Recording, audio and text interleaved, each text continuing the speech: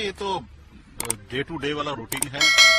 हम लोगों ने 2018 में पॉलिटिकल पार्टी बनाया और अपने हक अधिकार के लिए हम लोग संघर्ष कर रहे हैं, लड़ाई लड़ रहे हैं। और चुनाव का समय था और हम लोगों ने निर्णय लिया था भाई जब तक आरक्षण पे दल समझौता नहीं होगा तब तक वैसे गठबंधन नहीं करना है।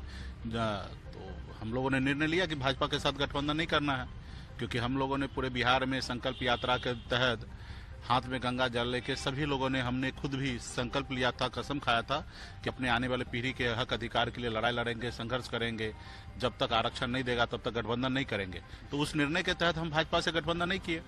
उसके बाद रहा कि अभी उसके बाद क्या करना है, तो उसके लिए हम लोग वेट कर रहे थे और फिर लगा कि नहीं 10 साल से नरेंद्र मोदी जी की सरकार है, कई बार उन्होंने वादा किया है और वादा करने के बाद भी पूरा नहीं किए, तो निश्चित तौर पे सरकार बदलेंगे और जब नए सरकार बनेंगे राहुल गांधी जी के नेतृत्व में तो वो सरकार में हमारी ताकत होगा और वहाँ पे हम लोग चाहेंगे कि आरक्षण हो। और राहुल गांधी जी का भी एजेंडा है कि जिसकी जितनी हिस्सेदारी संख्या है उतने उसको हिस्सेदारी मिलना चाहिए।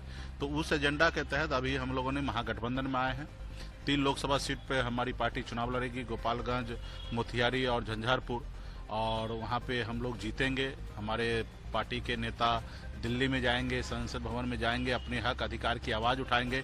वो बोलेंगे कि भाई जब बंगाल में निषाद को आरक्षण है, जब दिल्ली में निषाद समाज के सभी उपजाति को आरक्षण है, चाहे वो बिंद हो, बेलदार हो, नोनिया हो, मला हो, चाहे हो तियर हो, बनपर हो, गोरी हो, ये सभी 22 उपजाति को जब आरक्षण मिल रहा तो बिहार या उत्तर प्रदेश, झारखंड क्यों नहीं। तो निश्चित तौर पर यहाँ पे मजबूती से 10% हमारे पास वोट है।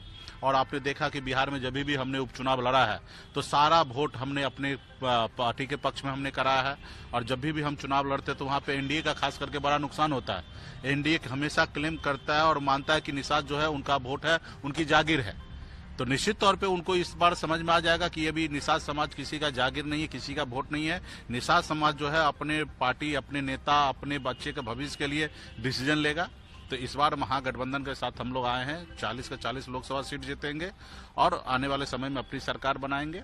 और खास करके भाजपा तो 1 सीट तो दे ही रहा था, लेकिन हमने निर्णय लिया था कि उनके साथ गठबंधन नहीं करना है, तो हमने निर्णय लिया है। और उसी तरीके से जो हमारे बिहार में हाथ में गंगा जल लेके सभी लोगों ने संकल्प लिया था, वो सभी लोग अपने संकल्प पे कायम होंगे और हम भी कायम हैं तो हमारे लोग भी कायम रहेंगे और मजबूती से लड़ा जाएगा। सिर्फ 24 ही नहीं, अगले विधानसभा का भी चुनाव होगा, उसमें भी मजबूती से रहेंगे। बिहार में हम अपनी सरकार बनाएंगे, सरकार में अपने लोगों का जो समस्या है राज्य में, वो राज्य का समस्या दूर करेंगे, केंद्र सरकार की समस्या दूर करेंगे